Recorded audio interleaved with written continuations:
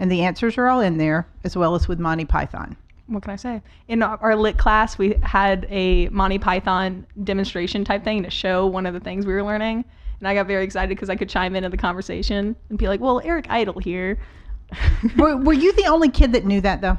100%. She asked if anyone knew it, and I was the only one that raised my hand and was like, I know a lot of their stuff. So there we have it. We've got to be teaching more Monty Python in school. Yep. All right, so let's show. So school's a big thing. I mean, that's shaping you guys, and I do think families do as well. But one topic before we get off the school thing, because this came up last week, we did the episode on the educational system, and it got a lot of traction and a lot of engagement because people, as I mentioned, were just not happy with it. The one thing that kept coming up was kind of financial literacy and education.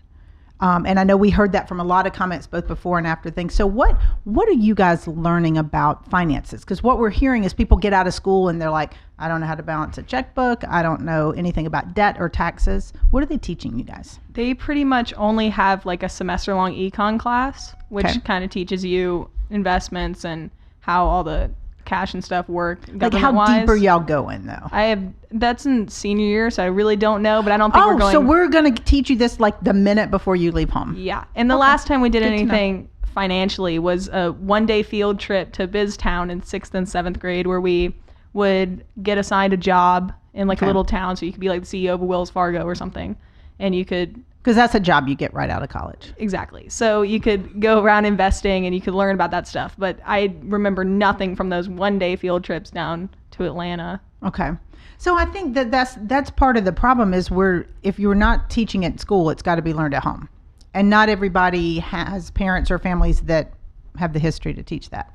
I mean, I know you guys, at least with my kids, with you guys, we started savings accounts early. You're moving to the debit card checking account age, which is pretty good. I do that a couple years before they leave home.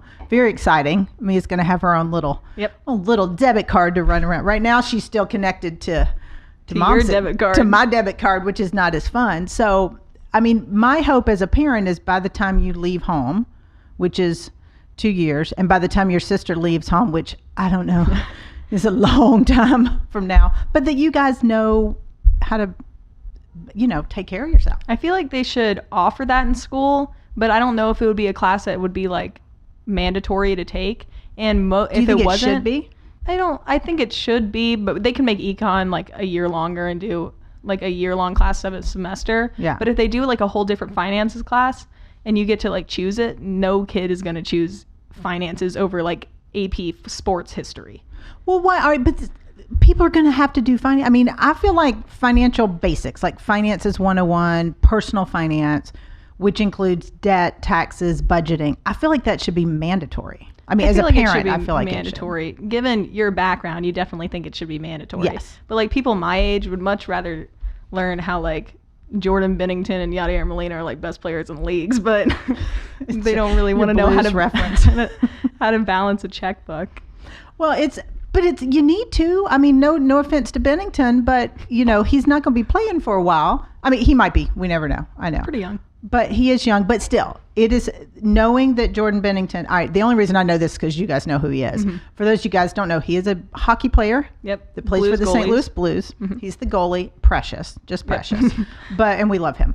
But if 10 years from now, knowing Jordan Bennington's stats is not going to help you more than knowing how to balance. Yeah, but no one really thinks about that at my age. All right, so that's a good question, because we had this question come up. What do you guys think about at your age?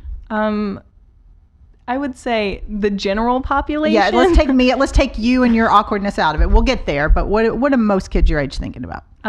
Social status. They like to go to football games and have a lot of friends and stuff, and not really enrich and big like normal things. Okay. They're more about popularity and stuff, at least from my point of view. So and I think that sucks for one, that it's like that, because we're getting like all the parents are chiming in, like they talk about loan costs and mortgage statements and budgeting and all this type of stuff. Nothing. Nope. So the kids, how do we help kids understand that the social status and everything and what people think of you is really not going to be relevant later in life? Do you guys even think about that? Not at all. They kind of gauge their like how they're doing based on their social status. Okay. So most people do. Yep.